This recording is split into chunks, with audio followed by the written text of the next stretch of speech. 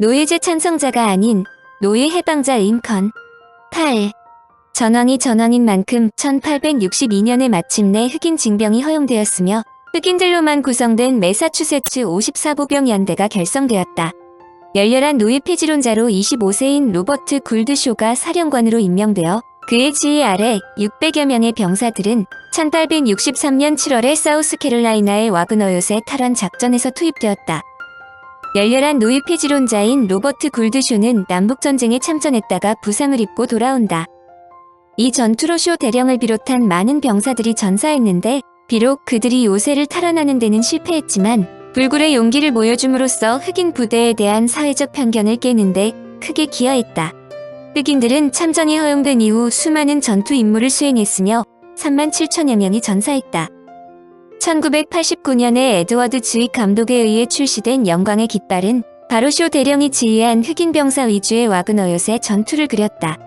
이 영화는 매사추세츠 54보병 연대의 창설 배경과 오합지졸의 흑인들이 군인으로서 변해가는 과정 및 전쟁에 헌신하려는 그들의 용기와 쇼 대령이 애송이 군인에서 용감한 지휘관으로 성장해가는 과정을 감동적으로 묘사한다.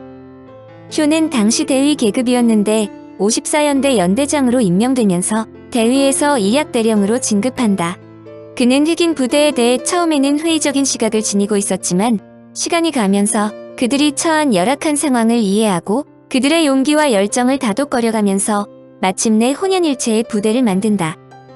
흑인 군인들은 흑인으로서 지닌 사회적 멸시와 편견, 또한 자신들의 내부의 도살인 열등감과 싸워야 한다. 상부에서 그들에게 기대하는 것은 흑인들이 전투병으로 적과 용감하게 싸우는 것이 아니라 백인 군인들의 뒤치다꺼리를 하는 것이다. 영화도 처음 흑인 병사들에게 큰 임무를 주지 않았다. 상부의 지휘관들 자체가 흑인들의 참전 자체를 달가워하지 않았으며 더욱이 군인으로서의 그들의 능력을 믿지도 않았기 때문이다. 쇼는 흑인 부대에 대한 상부의 이런 편견과 무시와 조롱, 그리고 흑인들의 냉소와 불만에 대항해 싸운다. 마침내 와그너요새 전투에서 그 부대는 쇼의 지휘 아래 모든 부대의 선두에 서서 적진을 향해 용감하게 돌진하며 600여 명의 부대원 중 256명을 잃어 연대 전체 약 40%쯤이었었고 상당수가 부상을 입거나 실종된다. 이 영화의 주제는 독립전쟁의 회오리를 잘 보여준다. 독립전쟁의 기본이 흑인 노예제의 폐지이므로 엄밀하게 말하여 흑인이 주 대상인데도 불구하고 그동안의 독립전쟁사에서 막상 흑인에 대해서는 다루지 않았다. 바로 그 점을 흑인 병사의 이야기로 흑인들의 자유를 향한 갈망과 인간다운 삶에 대한 소망을 보여준다는 평이다. 그런 열망이 그들로 하여금 죽음도 기꺼이 받아들이게 한다는 메시지도 전해준다. 영광의 깃발은 반전 영화가 아닌 영화에서 흑인의 인권 문제를 다룬 영화라는 점에서 상당히 실화에 근거해서 제작했다. 그러나 영화의 속성상 실제와 다른 점이 많이 가미되었음은 물론이다. 우선 여기에 동원된 흑인 병사들 대부분이 남부의 탈출 노예임을 암시하지만 실제로는 북부 출신의 자유신분의 흑인이 대다수였다는 점이다. 또한 영화에서는 54연대가 유일한 흑인 연대로 나오지만 실상은 55연대도 함께 구성되었다. 영화에서 모건 프리먼이 연기한 흑인 상사는 윌리엄 칸이 상사를 기초한 인물이다. 실제로 국기를 든 일병이 쓰러졌을 때는 프리먼이 연기한 윌리엄 칸이가 국기를 들고 앞으로 돌격했다. 그리고 적의 영역에서 버티고 있다가 54연대가 퇴각할 때 4군데의 총상을 입었지만 살아남았다. 칸이는 미국 의회명예 표창을 받은 첫 흑인이 됐다. 쇼 대령은 그 당시 결혼한 지 몇 주도 되지 않았을 때이며 그가 전사 장면에서 보여준 말도 사실이다. 그가 죽기 전에 남긴 마지막 말은 영화 대사 그대로 54연대 앞으로였다. 남북전쟁의 전쟁 대응 방법도 남과 북이 달랐다. 남부는 전쟁 초반부터 자신의 땅을 지키고 북부가 남부의 전략 요충지들을 점령하는 것을 막는 데 주력한 반면에 북부의 목표는 남부를 점령하는 것이다. 그러므로 북부는 해상을 봉쇄해 유럽에서 무기를 들여오는 것을 막으며 미시시피강의 지배권을 장악해 남부 물자 이동을 막고 테네시주로 진격해 내부 분열을 일으키려고 했다. 또한 남부에서 초토화 작전을 벌여 남부의 모든 생산 기반을 철저하게 파괴하고 남부에게 가능한 한 참혹하고 값비싼 대가를 치르게 하려고 했다.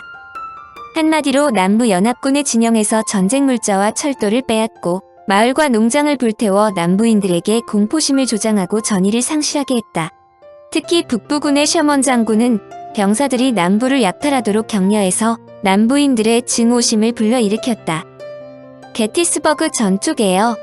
북부의 차원 다른 전쟁 수행에도 불구하고 전황은 북부군에게 매우 불리했는데 1863년 7월 1일에 벌어진 게티스버그 전투에서 북군이 승리한 이후 전세가 역전되기 시작했다. 게티스버그 전투는 북군 9만 명, 남부군 8만 명이 싸워 북군이 2만 명, 남군이 2만 3천 명의 사상자를 낸 대규모 전투였다. 이 전투를 계기로 후일 대통령으로 선출되는 그랜트 장군은 군사 요충지인 미시시피 강의 중요 항구인 빅스버그를 점령한다. 결국 1865년 4월 남부 연합의 수도인 리치먼드가 함락됨으로써 치열한 남북전쟁은 끝났다. 게티스버그 전투는 1863년 7월 1일부터 1863년 7월 3일까지 펜실베이니아주 게티즈버그 인근에서 게티즈버그 전역 가운데 가장 중요한 전투이자 남북전쟁에서 가장 참혹한 전투로 흔히 남북전쟁 전환점으로 평가되는 데다 링컨의 게티스버그 연설과 연계됨으로 보다 설명한다. 이 전투에서 북부의 조지 미드 장군이 이끄는 포토맥군은 남부의 로버트 리 장군이 이끄는 북버지니아군의 공격을 결정적으로 무너뜨렸다. 이로써 리의 두 번째이자 마지막 북부 침입은 실패로 끝났고 워싱턴을 공격하여 남부 독립을 승인받고 전쟁을 끝내고자 했던 남부 전략도 실패로 끝났다. 이 전투의 배경은 남부의 리 장군은 1863년 5월 벌어진 챈슬러즈빌 전투에서 승리한 후 북부로 진격을 계획했다. 이 진격은 북군의 여름철 전쟁 계획을 견제하면서 빅스버그에서 포위된 남군 수비대를 구원하는 데 있었다. 특히 당초에 롱스트리트의 2개 사단만 빅스버그로 보내 빅스버그를 구원하는 안이 검토되었으나 리 장군은 롱트리트의 병력을 포함하여 동원할 수 있는 가용 병력 모두 동원하여 필라델피아나 워싱턴 DC를 점령하자는 계획으로 바꾸었다. 리 장군은 이 작전으로 북군에 치명타를 가해 링컨이 남부의 독립을 인정하는 평화조약을 체결하게 하고자 했다.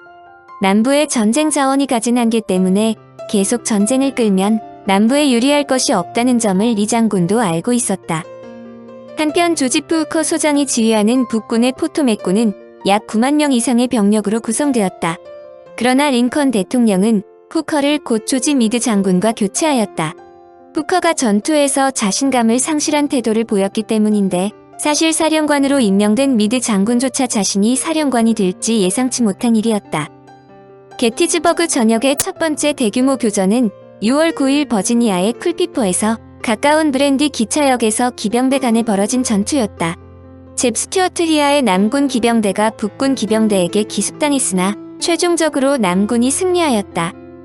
그렇지만 남북 전쟁 중 최대 규모의 기병전이었던 이 전투에서 북군 기병대의 실력이 남군 기병대와 대등해졌다는 것이 입증되었다는 점이다.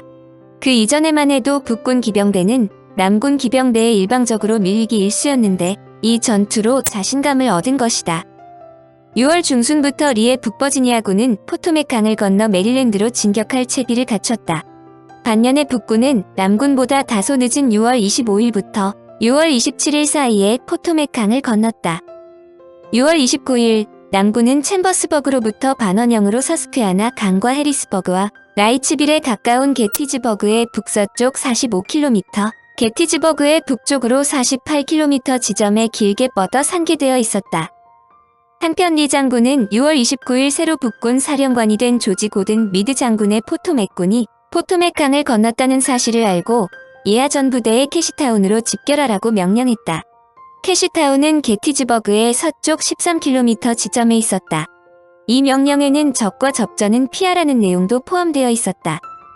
리 장군은 물론 미드 장군도 게티즈버그에서 전투할 생각은 없었다. 그런데 게티즈버그에서 양군이 격돌하게 된 것은 순전히 북군 기병사단장 존 뷰퍼드 때문이었다. 양군을 통틀어 제일 먼저 게티즈버그에 도착한 뷰퍼드는 곧바로 게티즈버그와 주변 지형을 감안하면 고지를 먼저 장악한 쪽에 유리하다는 것을 간파했다. 뷰퍼드는 즉각 전투 준비에 돌입했고 후원군의 충원을 요청했다. 이 역시 6월 29일의 일인데 이때 남군은 북군의 이러한 사정을 까맣게 모르고 있었다. 그러나 남군은 북군의 기병대가 마을 서쪽에 있다는 것을 알았지만 그들은 북군 정규군이 아니라 펜실베이니아 민병대 정도로 생각했다. 그러면서도 7월 1일 오전 5시경 북군의 규모와 전력을 파악한다는 이유로 상당한 규모의 정찰 병력이 게티즈버그로 진격을 시작했다. 그런데 이들 남북 정규군이 조우하고 전투에 들어갔다. 바로 게티스버그 전투가 발발한 것으로 7월 1일 전투에 북군 18,000명에 대해 남군은 25,000명의 병력을 투입했고 이는 전쟁 기간 중 23번째로 큰 전투였다. 이후 7월 3일까지 치열한 전투가 벌어졌는데 결국 전세는 북군에 유리하게 돌아갔고 양측 군대가 피해 잦은 들판을 사이에 두고 대치하고 있던 7월 4일 남군의 빅스버그가 북군의 그랜트 장군에게 항복하였다. 그러나 게티스버그 전투 자체로만 보면 남군의 리 장군이 완패한 것이 아니므로 리 장군은 미드 장군의 추격에 대비하여 방어태세로 부대를 재배치하였다. 반면에 기선을 잡았다고 생각한 미드 장군은 위험을 감수할 생각이 없었으므로 리 장군의 잔존 부대를 추격하지 않았다. 훗날 이 결정 때문에 미드는 많은 비판을 받게 된다. 여하튼 7월 5일 게티즈버그 전투는 끝났고 남부 동맹은 버지니아로 후퇴했다. 더불어 당시에 내린 비로 인해 포토맥 강은 범람하여 북버지니아군은 더 이상 추격할 수도 없었다.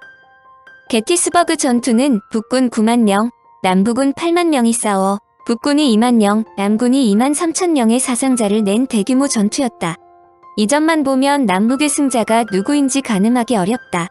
실제로 게티즈버그 전투 후 리 장군은 그의 부하들이 무적이라는 믿음을 계속 갖고 있는 것으로 생각했다. 그러나 전세는 남군에게 불리해지며 후일 대통령으로 선출되는 그랜트 장군은 군사 요충지인 미시시피 강의 중요 항구인 빅스버그를 점령한다. 결국 1865년 4월 남부연합의 수도인 리치먼드가 함락됨으로써 치열한 남북전쟁은 끝났고 리 장군이 그랜트 장군 앞에서 항복문서에 서명한다. 남북전쟁이 종료된 후 게티스버그 전투 현장은 11월 19일 국립군인묘지로 헌정되고 링컨이 단 3분간에 걸친 유명한 게티스버그 연설을 한다. 오늘날 게티즈버그 국립묘지와 게티즈버그 전장은 미국 국립공원 중 하나로 지정되어 유지되고 있다.